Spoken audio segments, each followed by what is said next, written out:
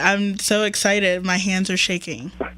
No need to be shaking. We loved you on Dancing with the Stars last night, especially with the theme music to Bewitched. Never knew that song was that long, but you did a great job. Well, thank you. You know, it was fun.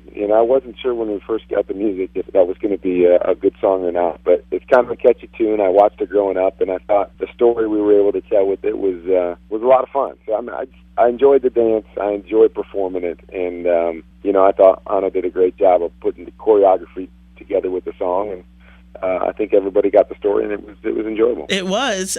Did you have to learn how to be Darren, that animated, while you did it? A little bit. That's been one of the hardest things for me, is that I'm so used to being underneath a helmet where I don't really have to show any emotions, and you try to keep it even keel. So one of the biggest things for me has been really kind of expressing myself and performing the different dances and trying to tell a story while we dance. And, but that's been the fun part, too, is because the more you can get into it and enjoy it and get into character, I think the easier it is to express yourself through the dance as well. And so as I've gotten better at that, I think it's allowed me to actually dance better and perform better, and I think people are enjoying it. Yeah. I've never really watched a whole season of it, but I stay in tune, and because now I'm doing mornings, I have to kind of clock out really early, but I try to watch because I heard you were going to be on. Now, going from retiring from the NFL to joining Dancing with the Stars, how did that process happen, and what finally made you say, okay,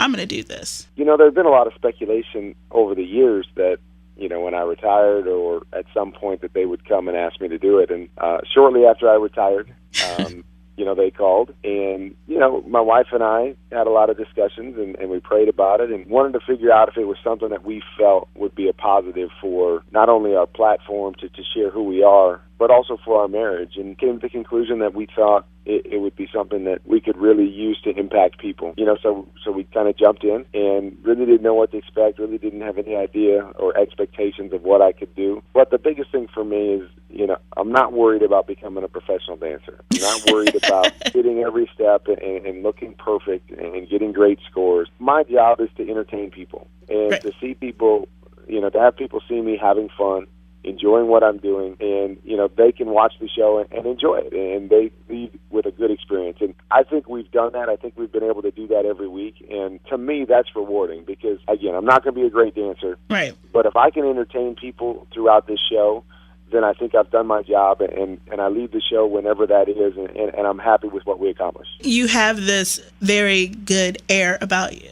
You have that positive, this person is just a good person, no matter any technical skills in any field, you just have that about you, and that's pretty cool. You don't see that a lot. And that's what you try to get across, is that, the biggest thing is that I want to share with people who I am, because people know from a football standpoint or understand what I've accomplished, and maybe heard some interviews, but I think this allows me to share a different side, that I can have fun, I can laugh, I don't take myself too seriously, that I love life, and I also love Jesus, and a lot of times people can't figure out how that mixes, and this gives me an opportunity to show people that, and it's been pretty amazing to see how that's come across, even though sometimes it's just, maybe a small package or one dance, but people have been able to pick up on that, and it's been pretty fun to hear responses and get people's feedback of how we're carrying ourselves and what we're doing on the show. That's one of the messages I try to get across. I'm like, if you didn't watch football, if you're not a dancer, you gotta just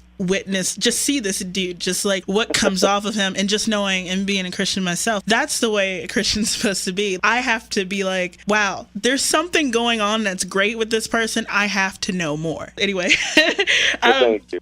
No problem. Now, you're also being an NFL commentator. You did your first game, the Cardinals versus the Saints, right? Exactly. Yep. Okay, so what's your next one? And also, who's your favorite team to watch this season?